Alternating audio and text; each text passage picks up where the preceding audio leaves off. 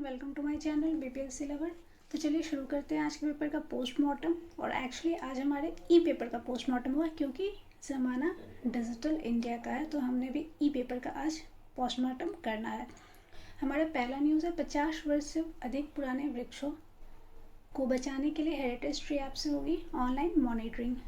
तो ये रहा इंग्रेडिएंट, और देखते हैं कि इस इंग्रेडिएंट का यूज़ किस किस डिश में आप कर सकते हैं। तो इसका यूज़ आप प्रीलिम्स, मेंस और इंटरव्यू तीनों में कर सकते हैं, क्योंकि प्रीलिम्स के लिहाज से इस न्यूज़ में आपको काफ़ी फैक्ट मिल जाएंगे, और जब भी कोई क्वेश्चन पर्यावरण से मिलेगा तो आप वहाँ एक एग्जाम्पल के तौर पे या एक फैक्ट के रूप में इस चीज़ को मेंशन कर सकते हैं कि बिहार सरकार की तरफ से क्या पहल की गई है पर्यावरण संरक्षण की दिशा में।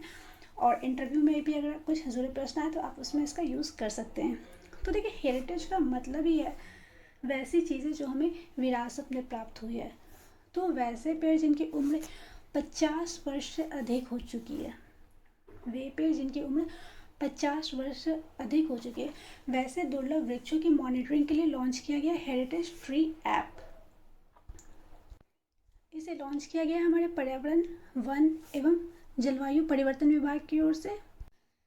इसके अलावा आपसे सवाल में ये भी पूछा जा सकता है कि हाल ही में बिहार सरकार के द्वारा लॉन्च की गई हेरिटेज ट्री ऐप का उद्घाटन किस दिन हुआ। तो वहाँ बहुत सारे आपको ऑप्शन दिए जा सकते हैं, जैसे वर्ल्ड बायोडाइवर्सिटी डे यानी इंटरनेशनल बायोडाइवर्सिटी डे, अर्थ डे, एक्सेट्रा, कुछ भी आपको ऑप्शन दिए जा सकते हैं, ठीक है, जो रिलेटेड हो पर्यावरण से, ठीक है। तो यहाँ पे आपका जो आंसर होगा वो इंटरनेशनल बायोडाइवर्सिटी डे या वर्ल्ड बायोडाइवर्सिटी डे। तो इस दिन ही इस ऐप को लॉन्च किया गया बिहार सरकार के पर्यावरण, वन एवं जलवायु परिवर्तन विभाग की ओर से। तो इस बार का जो बायोडाइवर्सिटी, सबसे पहले तो ये जान लीजिए कि ये जो बायोडाइवर्सिटी डे मनाया जाता है, ये मनाया जाता है 22 मई को, यानी कल के दिन था हमारा। उसके अलावा जो थीम था इस बार के बायोडाइवर्सिटी डे का वो था building, just a minute,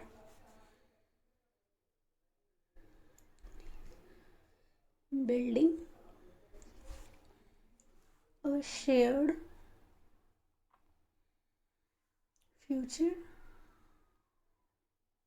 for all life. यानी थीम जो था हमारा building a shared future for all life. Okay, अब देखिए ये कैसे पता चलेगा कि किस पेड़ की उम्र कितनी हो चुकी है। तो आपने अपने क्लासेस में, स्कूल टाइम में ज़रूर पढ़ा होगा कि पेड़ों की उम्र का पता लगाने के लिए हम उसके रिंग्स को काउंट करते हैं। यानी जो पेड़ की जो सबसे मोटी वाली ट्रंक होती है, तना जिसको आप कहते हैं, बीच में जो होती है, जब आप उसको कट करिएगा तो उस पर रिंग्स बने होंगे। जैसे पानी में पत्थर फेंकने पर रिंग्स बन जाते हैं, उस तरीके से पेड़ों के ट्रंक में भी रिंग्स बने होते हैं।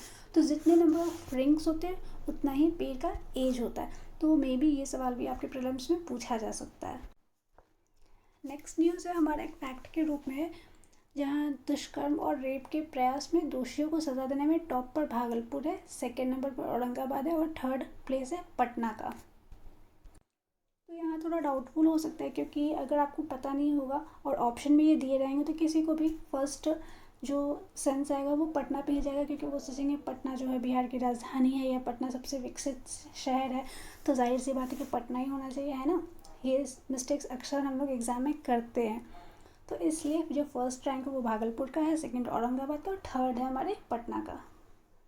नेक्स्ट न्यूज़ है बिहार का पहला वाटर स्पोर्ट बेतिया के अमवा मन वाटर एक्सचेंजर्स एडवेंचर्स स्पोर्ट में पैरा सेलिंग बोट का ट्रायल। ओके, तो सबसे पहले जानते हैं कि ये पैरा सेलिंग होता क्या है। तो ये एक एडवेंचर एक्टिविटी होती है, यानी कि एक काफ़ी एडवेंचरस एक्टिविटी होती है जिसमें स्पीड से चलती नाव से बंधे पैराशूट के सहारे व्यक्ति आकाश में उड़ता है, और ये व्यक्ति को एक बोट से पीछे खींचा जाता है, ठीक है। तो ये जो बिहार का पहला वाटर स्पोर्ट है, ये बेतिया के अमवा वन वाटर एडवेंचर स्पोर्ट में पैरा सेलिंग बोट का ट्रायल किया जा रहा है, ठीक है।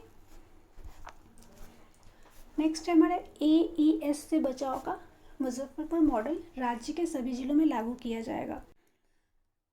ये जो टॉपिक है ये भी काफ़ी इम्पोर्टेंट हो जाता है, क्योंकि हर साल गर्मी में ये समस्या बिहार को और ख़ासकर मुजफ्फरपुर ज़िले को फेस करना पड़ता है, ठीक है। और इससे क्वेश्चन पहले मेंस में भी आ चुके हैं, हमारे 65th या 66 मेंस में इससे रिलेटेड क्वेश्चन भी आए थे, और प्रीलिम्स के लिए भी बहुत इंपॉर्टेंट तो नहीं है, फिर भी इससे फैक्ट आ सकते हैं। तो सबसे पहले जानते हैं कि AES है क्या। इसका फुल फॉर्म है एक्यूट इंसेफेलाइटिस सिंड्रोम्स, और इसके जो पॉजिटिव एजेंट होते हैं जिनके कारण ये किसी को भी हो जाता है, तो ये होते हैं virus, bacteria, fungus, parasite etcetera. जैसे आपसे क्वेश्चन में ऑप्शन दे दिया जा सकता है कि इसके पॉजिटिव एजेंट क्या क्या होते हैं, यानी या फिर इनके वाहक कौन कौन होते हैं। तो इनके वाहक वायरस भी होते हैं, बैक्टीरिया भी होते हैं, फंगस भी होते हैं, और पैरासाइट्स भी होते हैं, ओके। और मेनली ये जो ट्रांसमिट होता है वो मच्छरों के काटने से होता है, मस्कीटो बाइट से ये ट्रांसमिट होता है, यानी एक से दूसरे को फैलता है। बिहार में मेनली देखा गया था, पिछले 2-3 साल से ये देखा जा रहा है कि जो बच्चे सुबह खेत से कच्ची लीची खा लेते हैं, यानी उनके पकने से पहले जो लीची खा लेते हैं, उनके साथ ये AES की समस्या ज़्यादा देखने में आई। तो जानते कि ऐसा होता क्या क्यों है, क्योंकि कोई भी कच्चा फल जो होता है या फिर कच्ची लीची जो होती है, इसमें होता है हाइपोग्लाइसिन A। मैं आपको लिख के बता देती हूँ, हाइपोग्लाइसिन A। देखिए आपसे एग्जाम में भी पूछ सकता है, तो हाइपो है और ग्लाइसिन है, तो कहीं ना कहीं आपको पता है ग्लाइसिन का मतलब शुगर्स होता है, और हाइपो मतलब होता है लो, एंड हाइपर मतलब होता है हाई। तो आप समझ सकते हैं कि यहाँ कुछ ऐसा ज़रूर होता होगा जहाँ शुगर लेवल काफ़ी कम हो जाती होगी। तो इस हाइपोग्लाइसिन A के अलावा और भी कुछ है जो पाया जाता है, जो है MCPG, यानी methylene cyclopropyl glycine. Methylene cyclopropyl glycine ये जो होता है ये काफ़ी पॉइजनस होता है, और इसके कारण क्या होता है कि ब्लड शुगर जो होता है वो अचानक से बिल्कुल ही, मतलब शार्पली वो फॉल कर जाता है, अचानक से बिल्कुल ही कम हो जाता है, जिसके कारण ब्रेन तुरंत रिस्पॉन्ड नहीं कर पाता, और ब्रेन के सीवियर तरीके से वो मैल फंक्शन करने लग जाता है, जिसमें कभी कभी कोमा में भी चले जाते हैं, या कुछ मिसकंडक्ट करने लगते हैं, वो अपने सेंस में नहीं रह पाते हैं, ठीक है।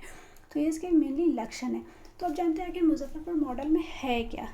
इसमें किया क्या गया है मुजफ्फरपुर में कि चूँकि 3-4 सालों का इतिहास रहा है, काफ़ी जाने गई हैं, काफ़ी जोखिम उठाना पड़ा है, जान माल को कितनों के बच्चे चले गए, तो मुजफ्फरपुर में किया क्या गया, इस बार पहले तैयारी कर ली है, ठीक है। जो कहते हैं ना prevention is better than cure, तो इस बार क्योर से ज़्यादा फोकस प्रिवेंशन पे किया गया, जिसके तहत मुजफ्फरपुर में 385 पंचायतों को एक वरीय अधिकारियों ने गोद ले लिया, और हर शनिवार को गांव में चौपाल लगाकर ग्रामीणों को AES से बचाव की जानकारी दी जाती थी। मेनली मुजफ्फरपुर मॉडल के तहत किया ये गया कि लोगों को जागरूक किया गया, और इसके बावजूद अगर ये समस्या उत्पन्न होती है तो उसके लिए प्रीपेयर्ड थे, यानी जो एम्बुलेंस की व्यवस्था थी, अगर एम्बुलेंस कम पड़ जाए तो उस स्थिति में निजी वाहन की भी व्यवस्था थी, और उन्हें तत्काल पेमेंट भी कराया जाता था, तत्काल उन्हें भुगतान भी दिया जाता था ताकि कोई प्रॉब्लम ना हो। उसके अलावा नुक्कड़ नाटक के माध्यम से, या जो भी आशा आंगनबाड़ी या ANM होते वो घर घर जाके हर दिन बच्चों की खबर भी लेती थी, और किसी भी तरीके के लक्षण को पाए जाने पर उन्हें तुरंत अस्पताल पहुंचाया जाता था, और तरह तरीके से उन्हें जागरूक करने का प्रयास किया गया, पोस्टर्स के माध्यम से, या फिर जनप्रतिनिधि, जन वितरण प्रणाली, दुकानदार या अन्य माध्यम से जागरूकता फैलाया गया। घर घर पोषाहार का वितरण किया गया ताकि उन्हें अच्छा खाना मिले, ठीक है। तो ये था मुजफ्फरपुर मॉडल। नेक्स्ट है हमारा Malaysia, Dubai, Oman, Indonesia, US व कनाडा जाएंगे चनपटिया स्टार्टअप के कपड़े। तो देखिए ये चनपटिया मॉडल भी काफ़ी न्यूज़ में था। ये चनपटिया हमारे चंपारण ज़िले में आता है, और इस चनपटिया मॉडल के तहत हुआ ये था कि जब कोरोना में बहुत सारे जो वर्कर थे वो वापस अपने घर लौट आए थे, तो इस चनपटिया गाँव में कुछ ऐसा विचार किया गया कि क्यों ना कुछ ऐसा किया जाए जिसके तहत ये अपने शहर को या अपने घर को छोड़ के जाने के लिए बाध्य ना हो, उन्हें लोकल लेवल पे ही काम प्रोवाइड किया जाए। तो इसी क्षेत्र में, टेक्सटाइल के क्षेत्र में, इन्होंने आत्मनिर्भर बनाया खुद को, और ये जो मॉडल है काफ़ी विदेश में भी फेमस हो रही है, चनपटिया मॉडल। नेक्स्ट हमारा पटना में ऐसी जगह मिले जहाँ बनाया जा सके कोचिंग विलेज। तो देखिए कोचिंग विलेज बनाने से तात्पर्य ये है कि जो कोचिंग या जो एजुकेशन है उसको एक इंडस्ट्री की तरह डेवलप किया जाए, जैसे किसी भी इंडस्ट्री के इस्टेब्लिशमेंट के लिए उसकी जो जो रिक्वायरमेंट होती है वो हम इंडस्ट्री वहीं प्लान करते हैं जहाँ पे उसकी बेसिक्स रिक्वायरमेंट फुलफिल हो जाए। तो इसी तरीके से कोचिंग की भी स्थापना की जाने की योजना बनानी जानी चाहिए, ऐसा इनका कहना है, ताकि एक ही जगह कोचिंग का हब हो और वहीं स्टूडेंट का हॉस्टल्स का भी हब हो, ताकि कॉम्पिटिटिवनेस बढ़े दोनों के लिए, क्वालिटी के लिए भी और वैल्यू में भी। ओके, नेक्स्ट हमारा एक छोटा सा फैक्ट है कि सागर पोखरा सौंदर्यीकरण कार्य का कल उप मुख्यमंत्री करेंगे उद्घाटन। तो मेनली ये सागर पोखरा का उद्घाटन हुआ है बेतिया में, ये एक फैक्ट है, इसको फैक्ट की तरह रट लेना है। नेक्स्ट भी फैक्ट ही है कि पटना के रेयान मोहम्मद ने जीता नेशनल चेस चैंपियनशिप। ओके, और ये भी एक फैक्ट ही है कि अररिया में बनेगा प्रदेश का दूसरा एनिमल हॉस्पिटल, जंगलों में घायल या बीमार बाघों का होगा इलाज। तो आपसे क्वेश्चन पूछ सकते हैं कि हाल ही में कहाँ बिहार का दूसरा एनिमल हॉस्पिटल बनाया गया, तो ये है अररिया। तो आज के लिए इतना ही। आई होप कि आप सभी को पसंद आया होगा, और नहीं आया है तो आप ज़रूर अपने सुझाव शेयर करें कि क्या इसमें बदलाव किए जाने की संभावना है। Thank you for the day.